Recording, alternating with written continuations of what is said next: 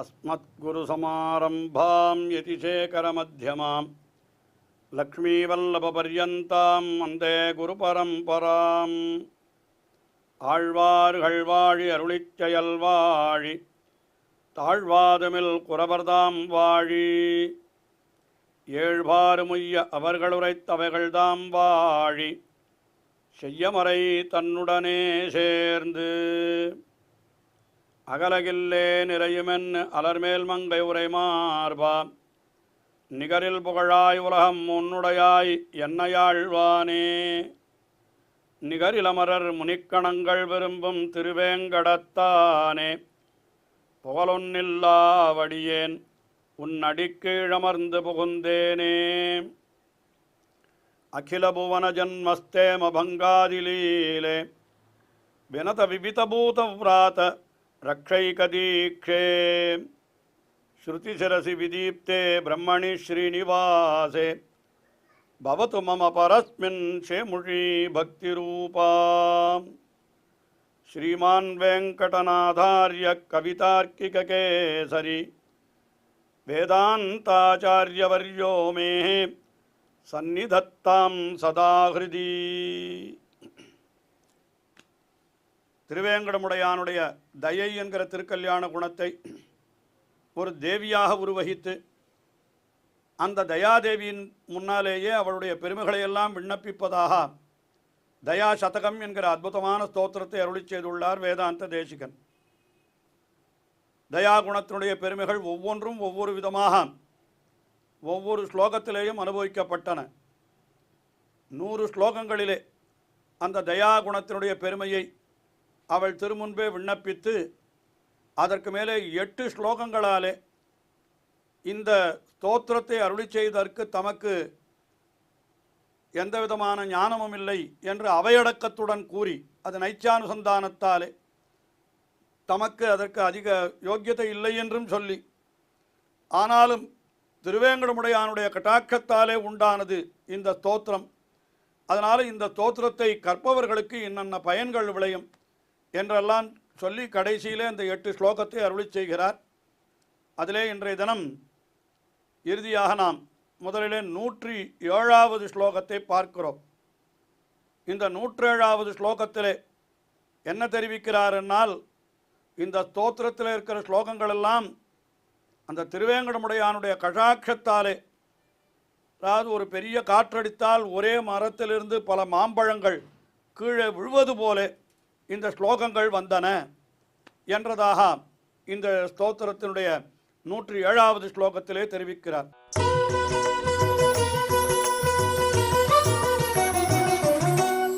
விஸ்வானுகிரகமாதரம் வ்யதிஷஜத் ஸ்வர்காபவர்காம் சுதாசத்ரீச்சீமிதி வெங்கடேஸ்வர கவிஹி பக்தியாதயாம் அஸ்துதா பக்தியானாமிக யத்விதயே பகவத் சங்கல்பகல்பத்ருமாத் ஜஞ்சாமாருததூதசூதனயதः சம்பாதிகோயம் கிரமஹ. இந்த ஸ்தோத்திரம் எப்படின்னா தயாதேவியை பற்றின ஸ்தோத்திரம் இது. இந்த தயாதேவி என்பவள் எப்படிப்பட்டவள் என்னால், விஸ்வானுகிரகமாதரம், விஸ்வானுகிரக உலகுக்கெல்லாம் அருள் புரிகின்ற தாயாய் இருப்பவள். விஸ்வானுகிரகமாதரம் வ்யதிஷஜத் ஸ்வர்க அபவர்காம், ஸ்வர்க்கம் மோட்சம் முதலான உயர்ந்த பலன்களை எல்லாம் தன்னிடத்திலே வைத்திருப்பவள். அதாவது திருவேங்கடமுடையானுடைய தயை என்கிற குணம்தான் உலகத்துக்கெல்லாம் தாயாய் விளங்குகிறது. அந்த தயையாலே தான் ஒருத்தன் சொர்க்கத்தையோ அல்லது மோட்சத்தையோ அடைகிறான் என்கிற கருத்தை இப்படி தெரிவிக்கிறார். அதற்கு மேலே சுதா சத்ரீச்சீம், அமுதத்தை ஒத்தவளாக, அமிர்தத்தை ஒத்தவளாக இந்த தயாதேவி இருக்கிறாள். அப்படிப்பட்ட தயாதேவியை வெங்கடேஷ கவிஹி தம்மை பற்றி சொல்லிக் கொள்கிறார். பக்தியா தயாம் அஸ்துதா, வெங்கடேஷ கவிஹி பக்தியா அஸ்துத.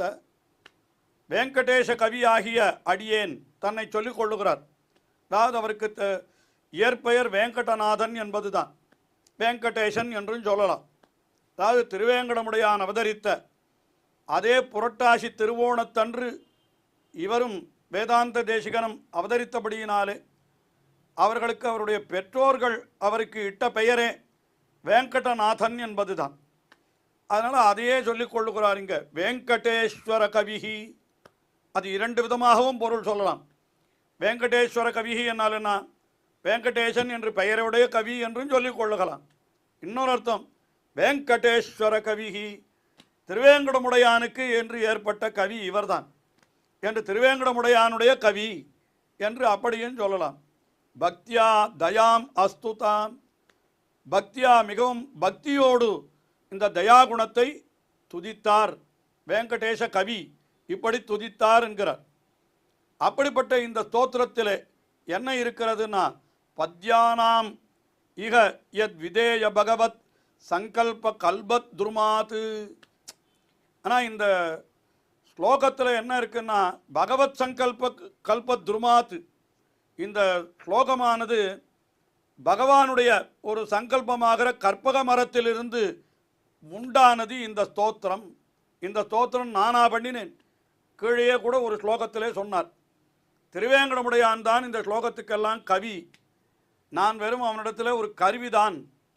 அப்படி இசை எழுகிற, இனிமையான இசை எழுகிற வீணை போல, நான் ஒரு வீணை போலத்தான் என்று கீழே சொன்னார் என்னும் ஒரு ஸ்லோகத்திலே பார்க்கிறோம்.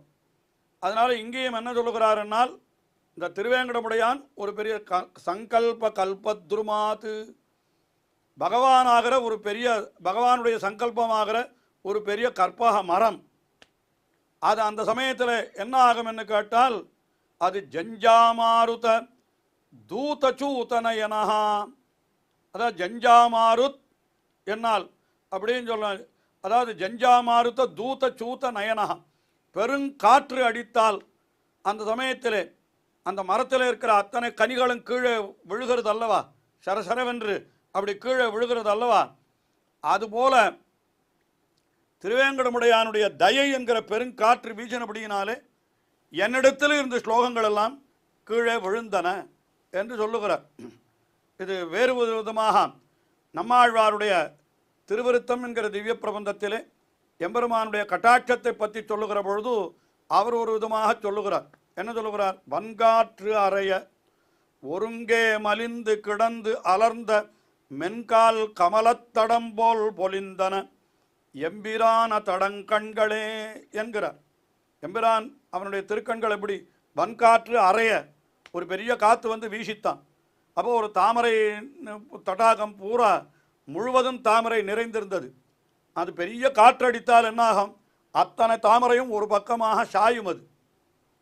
அதுபோலத்தான் எம்பெருமானுடைய திருக்கண் நோக்கம் என்னிடத்திலே சாய்ந்தது என்று நம்மாழ்வார் அருளி செய்கிறார். கிட்டத்தட்ட அதே போன்ற ஒரு திருஷ்டாந்தம் உதாரணத்தைத்தான் இங்கே வேதாந்த தேசிகன் அருளி செய்கிறார். என்ன சொல்லுகிறார், ஜஞ்சாமாருத தூத சூதநயனஹா நயதா, அதாவது பெரிய கற்பக மரத்தின் மீது பெரிய காற்று அடித்தால் அந்த காற்றில் இருந்தாலே அப்படியே அத்தனை கனிகளும் உதிருமே, அதுபோல ஒரே காலத்தில் இந்த ஸ்லோகங்கள் எல்லாம் என்னிடத்திலிருந்து வந்தன என்று சொன்னால் அது நான் பண்ணவில்லை, அது திருவேங்கடமுடையானுடைய தயையாகிற பெருங்காற்று அடித்தபடியினாலே மாங்கனிகள் தானாக விழுவது போல இந்த ஸ்லோகங்கள் வந்து சேர்ந்தன.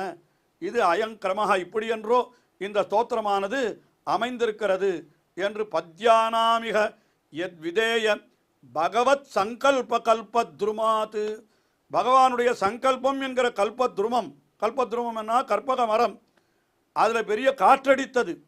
அந்த காற்றினால பழங்கள் கீழே விழுவது போல இப்படிப்பட்ட ஸ்தோத்திரம் என்னிடத்திலிருந்து உதித்தது. உண்மையிலே இது திருவேங்கடமுடையானுடைய செயலே அன்றி என்னுடைய செயல் அல்ல என்பதை இந்த ஸ்லோகத்திலே இவ்வாறு அருளி செய்தார். அடுத்தபடியாக நிறைவு ஸ்லோகம் 108வது ஸ்லோகம். இந்த ஸ்லோகத்தில் என்ன தெரிவிக்கிறார் என்னால், இந்த திருவேங்கடமுடையான் தான் இந்த தயாசதகத்தை பண்ணும்படி செய்தான். அதனால் ஸ்லோகங்களெல்லாம் என்னுடையதல்ல அவனுடையதுதான் சொல்லலாம். இருந்தாலும் இதில் என்ன ஒரு சின்ன குறை என்னால், என்னுடைய சம்பந்தமும் அதில் இருக்குது. அவனுடைய சம்பந்தம் மட்டும் இருந்தால் அது ரொம்ப உயர்ந்ததாகத்தான் இருக்கும். ஆனால் என்னுடைய சம்பந்தமும் சேர்ந்தால் அப்போ என்ன ஆகும், கொஞ்சம் அதில் குறைகளும் வந்து சேரும். ஆனால் அந்த குறைகளை யாராவது சுட்டி காட்டினாலும் கூட அத்தையும் கூட தயாதேவியை போக்கி விடுவாள் என்கிற. யாராவது சுட்டி காட்டினா ஒருத்தர் காதல விழு தயாதேவியினுடைய கருணை வெள்ளத்தில் அந்த குறைகள் அத்தனையும் அடித்து கொண்டு போய்விடும் என்பதாக சொல்லி இந்த ஸ்தோத்திரத்தை நிறைவு செய்கிறார் வேதாந்த தேசிகன்.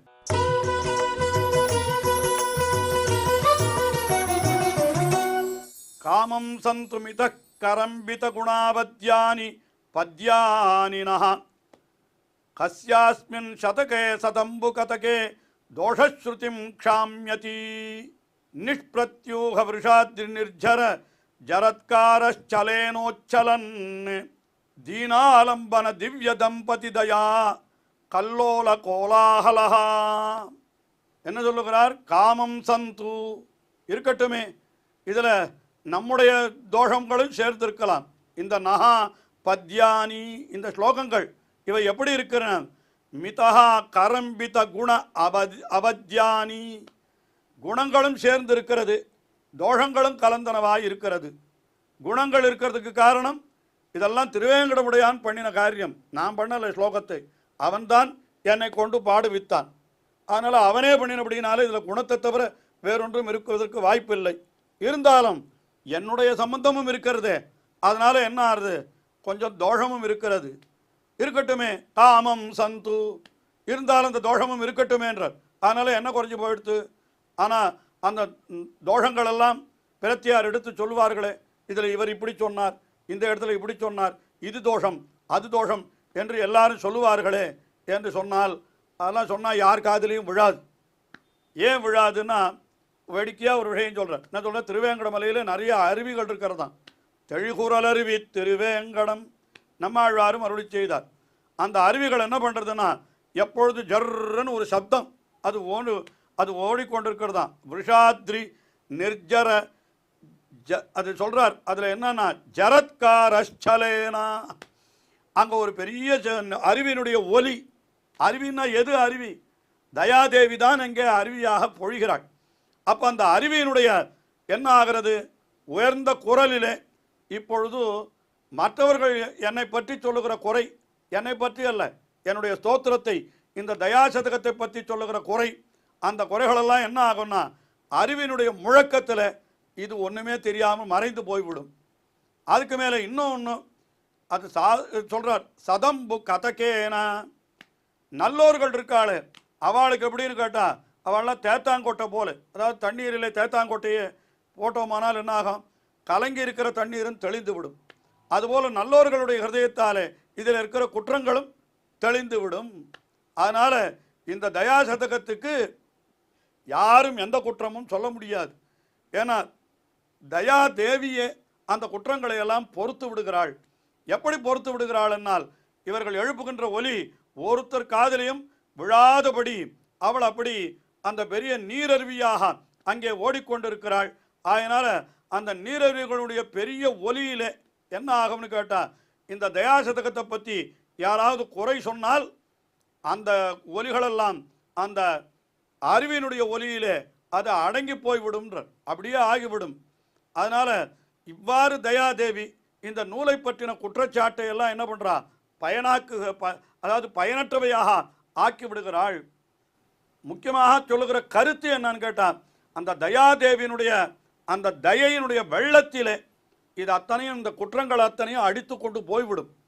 அதனால் இந்த நூலை பற்றி யாரும் எந்த குறையும் சொல்ல முடியாது என்று இப்படியாக இந்த தயாசதகத்துக்கு ஒரு பெருமை சொல்லி, அந்த தயாசதகத்தில் இருக்கிற குற்றங்களையும் கூட பொறுக்கக்கூடிய ஒரு தயை என்று அந்த தயைக்கு மேலும் ஒரு பெருமை சொல்லி இந்த ஸ்தோத்திரத்தையே நிறைவு செய்கிறார். மிகவும் அற்புதமான ஸ்தோத்திரம் இது. இதில் 108 ஸ்லோகங்கள், முதலிலே 100 ஸ்லோகங்கள் 10 ஸ்லோகங்களாக இருக்கின்றன. அந்த 10 பகவானுடைய, அதாவது ஒரு தசகத்திலேயும் பகவானுடைய ஒரு திருக்கல்யாண குணம் கூறப்படுகிறது என்று சொல்லுவார்கள். இன்னும் சொல்ல போனால் திருவாய்மொழியினுடைய 10 இருக்கிறதே, அந்த 10 சாரம்தான் ஒரு 10 தசகங்கள் என்று இப்படியெல்லாம் இதற்கு விசேஷார்த்தங்களை எல்லாம் மிக விரிவாக பல ஆச்சாரியர்கள் அருளி செய்திருக்கிறார்கள். இருந்தாலும் நாம் கிடைத்த அவகாசத்தில் சுருக்கமாக இந்த தயாசதகம் என்கிற ஸ்தோத்திரம் முழுவதுமாக நாம் அனுபவித்து விட்டோம். தொடர்ந்து ஸ்ரீமத் வேதாந்த தேசிகன் அருளி செய்த மற்றொரு ஸ்தோத்திரத்தை அனுபவிப்போம். ஸ்ரீயக்காந்தாய கல்யாண நிதயே நிதயேர்த்தினாம் ஸ்ரீவேங்கட நிவாசாய ஸ்ரீனிவாசாய மங்களம். ஸ்ரீமத் சுந்தர ஜாமாதிர் முனிமானசவாசினே சர்வலோக நிவாசாய ஸ்ரீனிவாசாய மங்களம்.